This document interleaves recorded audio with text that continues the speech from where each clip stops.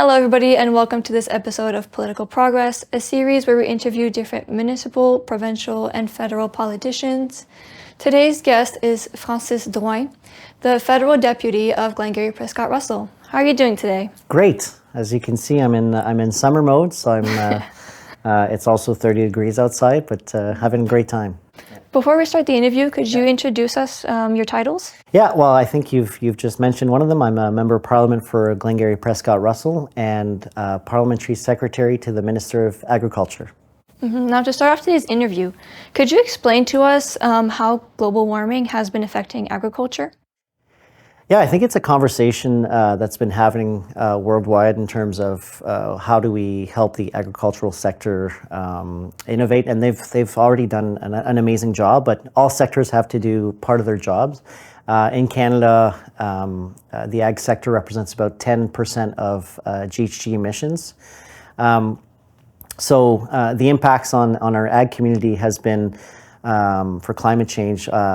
I'll give one great example is in 2021, 20% of the grains didn't make it to market out west because of droughts. BC floods happened, so I had to deal with a lot of blueberry blueberry farmers that lost their whole crop. So it's when you think you put your sweat and equity into growing a crop and the crop doesn't make it to market, that hurts personally. It hurts the family. In Quebec last year, I was dealing with the fruits and vegetable sector where there was, again, too much water. So too much water, then the fruits will rot in the water. So obviously, you're not getting a crop that or the same output within a certain crop. So there's various, and right here in Prescott-Russell, a lot of microclimates develop. Something that we wouldn't see in the past. So I can, if I talk to somebody in Russell, they said had a fantastic year. My corn, my soya has had great bushels out of that, and I can talk to the same 40 kilometers down the road right here in Hammond, for instance. They'll say I had a terrible year. It was either too wet or too dry. And what does the government do when the crops don't make it to the market? So we have different insurance programs. So farmers, if they're listening to this, know that there's crop insurance programs. Then there's Agri-Stability, which is a program that's meant to help you with your revenues if you don't, based on there's a complicated math formula, which I don't know, but there's various programs. There's also Agri-Invest that the government puts in $10,000 and the farmer puts in $10,000, so they have access to that quickly if they need it's always about cash flow, if they can get access to cash flow.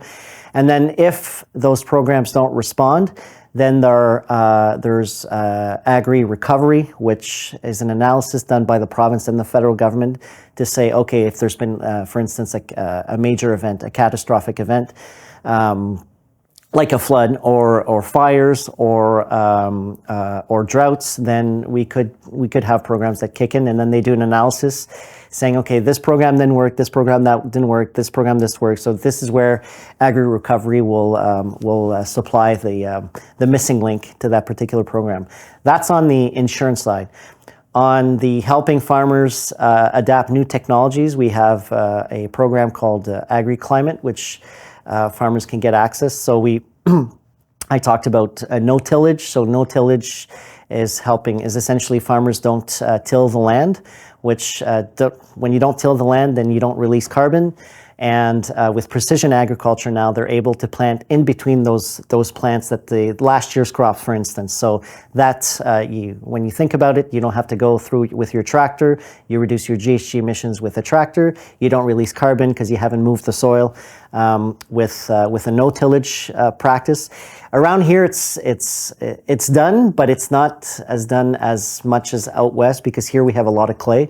So in springtime, farmers need to till the land a little bit more because of the clay nature of the land. Yeah. But is the effect of climate change on agriculture a priority for the government? It's yes, but all sectors. My view is that farmers we need to reduce our impact on GHG emissions because other countries are asking us to do that. And eventually what will come, and I can say it in English, a lot of people are complaining about the carbon tax, for instance.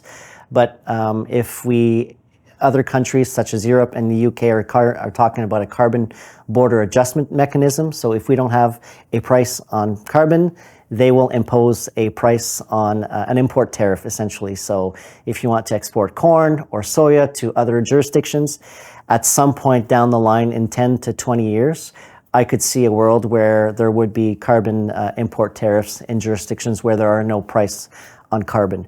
So, I'm the one to say as well that as we transition toward a greener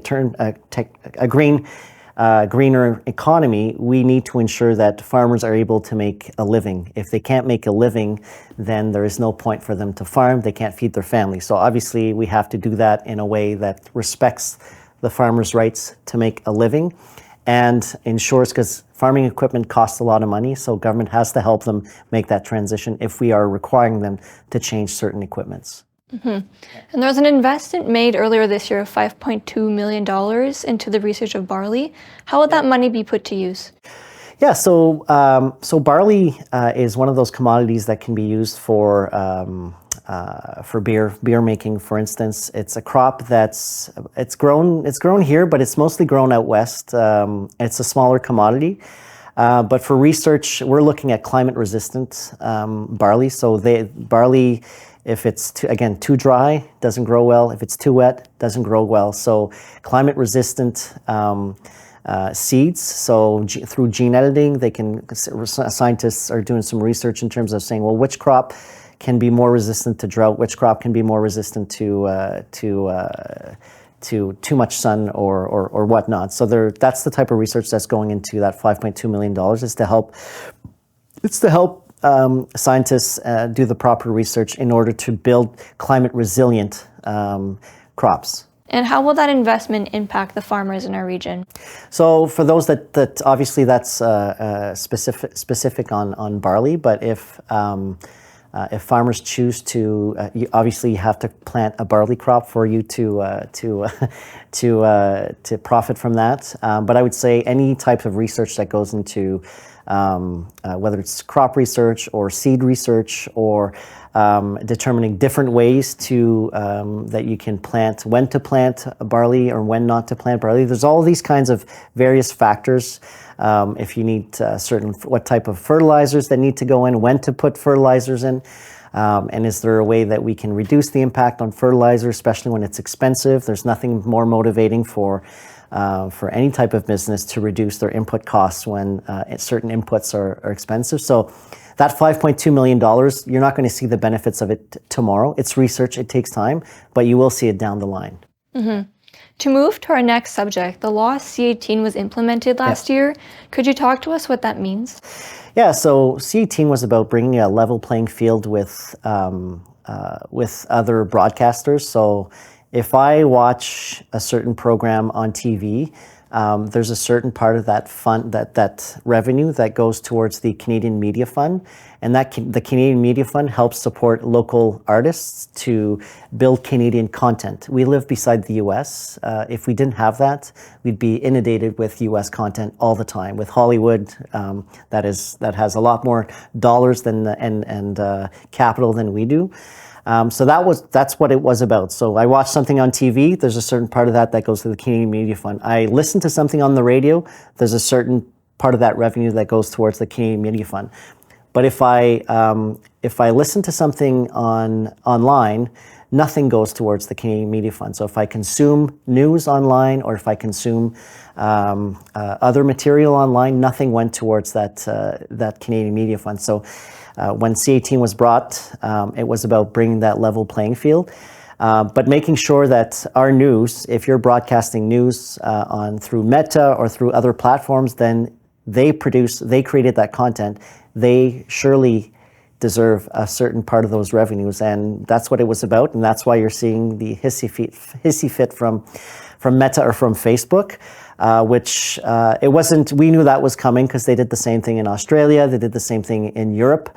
We're open to negotiating. We've negotiated with Google, and they've come to terms to say, okay, we'll respect the new law. Meta has chosen not to do that yet, but the longer they continue to do that, I don't see that as a wise business decision because you're going to have Canadian consumers used to going to other platforms, consuming news content on other platforms, which they're very competitive.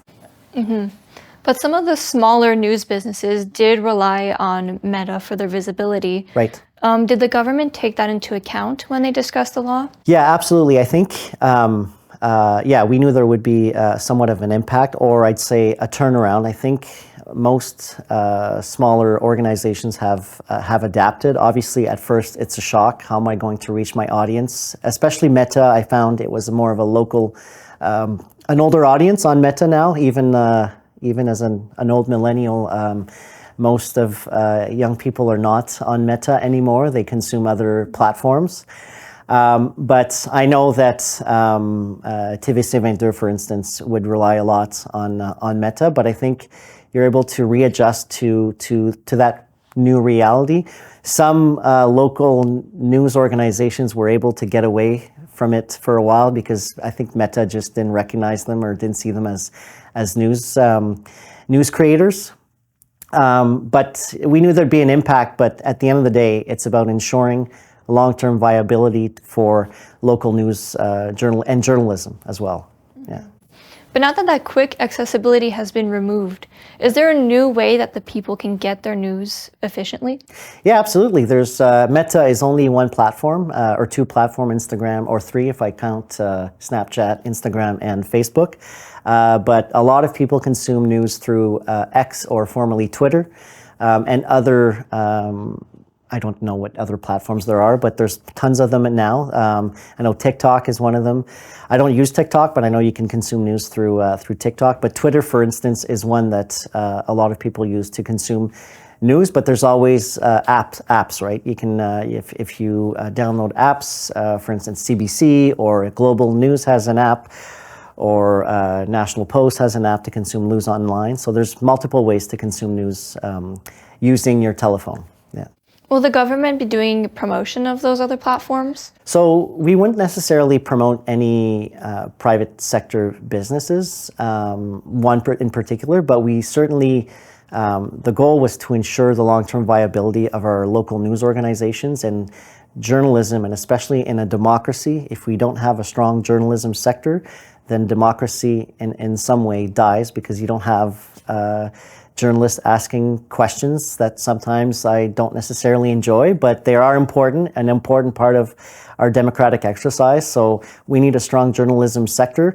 As all the ad revenues has shifted online and our local newspapers don't consume ad revenues as much in papers anymore, that used to finance our journalists, and that source of revenue has gone away, and that's why you're seeing a lot of local news sites shut down, or a lot of local newspapers shut down because the funding model has completely changed. But there has to be a response to that, and there has to, because otherwise democracy is at stake. Now, to do another change of subject, could you tell us what happened in the government over the past few months? Yes, I think the major piece of legislation, or the most important part in the springtime, if I can talk about the springtime, would be the budget. So it's always, budget is the sort of the future plan for the next year. And one of the measures we've really focused on housing and affordability. We know that the cost inflation has hit Canada hard. It's hit every country hard, but saying that doesn't help citizens get by. So we focused on helping families get by with extra money in their accounts, but we targeted families that were most in needs. Dental care, for instance, we knew that a lot of seniors didn't have access to dental care. So we created a new program to help those who are not lucky enough to have insurance get access to a program. It took a while to get up and running, but it's got kinks. It's not perfect, but and I think that's completely normal. But it's people have registered. There's a lot of people that registered, especially we started with seniors, the older population, because if we had everybody at the same time, the system would have crashed. So to sign up, so eventually we were going by age. So a lot of seniors have registered and can now get access to dental care, something that they didn't have before. And in terms of housing, what we focused on is removing red tape. So we were willing to work with any municipality that would say, yeah, the way that we used to build homes and require certain regulations to build homes, we're removing that. And when they say we're removing that, then we're giving you more dollars to build more homes for people. Mm-hmm. But with the housing crisis, is there concern that more money will be put into the private sectors, which will increase costs even more? So we have there's two things. We can increase supply. And that's not a solely federal responsibility. We're just playing a financial role. We're putting money into it, but we're not the only piece of the pie. The province also has to play a role, and municipalities have to play a role. But it's not just for the private sector. There's also the not-for-profit sector that can apply. Co-ops, for instance, can apply to build homes. I know I'm working on a project with Maisonneuve to ensure that women who face situations of violence get access to transition homes, and I think that's certainly a segment of a population that needs help, and especially in rural areas. But that's one particular project I'm working home right here in Prescott-Russell. There's two projects in Saint-Albert to build more seniors homes, and in Vainclequille, seniors we added 30 units in Vainclequille for seniors to get homes. Often. We get older and we can't, our homes become too big, the kids have left, and for physical reasons we don't have the same bodies we used to, so we don't have time to clean the home, so we need a smaller space, but they also need affordable homes. So we created 30 units with the manor up in Vainclequille. Do you think the government will now be taking a bigger role when it comes to housing affordability? Yeah, I think we sort of faced the perfect storm. Interest rates went up, which creates an affordability crisis to get access to homes, but also supply was not there. So there wasn't enough homes. And then contrary to the United States builds everywhere. Most of our homes are all built along the border, right? So if you look at how Canada is mapped out, there's not a lot of homes that are built up north, right? So that in itself creates, Canada, I think, has to have a conversation. Provinces have to have a conversation in terms of where do we want to build homes and where is it a big no-no. For instance, do we want to, there's certain sectors where we want to protect certain wildlife habitats, for instance, and that's okay as long as developers know about it. And there's no way to argue that, well, in future years, we're not going to build there, but we're able to build here. We just need to build faster.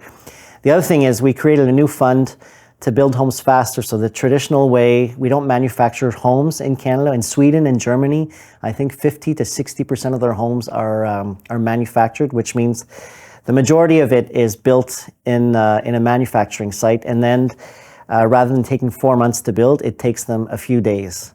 So you're shortening that with a labor crunch, you're shortening that cycle to build more homes. So I think you're going to see more and more of those coming online. One of the reasons for the housing crisis is the lack of materials. Mm-hmm. Where's the government getting those materials from now? So I'd say lack of materials may be one thing for wood, steel, but we have tremendous manufacturers and we have a strong forestry sector in Canada. But the biggest one is labor. So as I've explained before, the way we build homes in Canada is still a traditional method where you develop a site, somebody comes, lays the foundation, then you get a crew, they bring up the roughing of the house, and then they get the electrician in, they get this. All of that now can be done in a manufacturing site, which takes a lot less time. But also, when I speak to local construction companies, they are predicting that in the next 5 to 10 years, just in the region of Ottawa, 10,000 laborers will labor, whether it's electrician, construction, those who work in, like my brother owns his own company, but he does roughing, right? So he does framing, but they will have a hard time finding that particular labor. So some of those companies are now saying, well, if I don't make a move now and move towards a manufacturing model, I know I'm going to face a labor crunch in the future down the line. I'm not going to be able to find the same access to labor, and that's always a challenge. We work, but access to labor right now in the short term, we have programs like temporary foreign worker programs, so where we We don't ask others to immigrate to Canada, but we'll bring them in just to work for a certain period of time, and then they go back. Yeah. Mm-hmm. And could you explain to us, another topic change, Yeah. could you explain to us what the law C-13 is? Yeah, so that's the law on official languages. So for English communities in Ontario, it doesn't mean much, but for English communities in Quebec, it means more, because that's the law that protects their right to continue speaking in English and allowing them to keep their mother tongue as they had, especially in Montreal, but just across the river here as well. There's in Harrington, for instance. There's English communities in Quebec. So it had been 50 years since we hadn't updated it. Something that's extremely important for our Francophone community in Prescott-Russell. It allows them to. It doesn't allow them. It protects them essentially, because governments can choose not to move forward with something, but if nobody brings them to court, then you don't get that particular protection. But the government is supposed to be supporting Francophone communities, not just with a particular measure, but with multiple measures. So education is important. Community. So do I have access to cultural events in our community that is in my own language? And I would argue the other one is immigration, especially for Francophone communities. What we're trying to do is bring the levels of your demographic weight in back to 1971. So where Francophone communities in Ontario were a bit more important from a demographic perspective, not just from a numbers perspective, but from a percentage perspective. So that's what we're trying to do, because Francophones are, we live beside the US, so we get access to English content a lot. And most of our immigration is, you have to speak either French or English, but most of it is English. So when we talk about bringing back to 1971, we're talking about 4%, 8%, 10% of immigration in Ontario. So it's not the majority still. Mm-hmm. Well, that concludes today's interview. Thank you so much for being here. Thank you for having me. And thank you for those at home who watched this video. Please subscribe to our YouTube channels and our social medias for more news.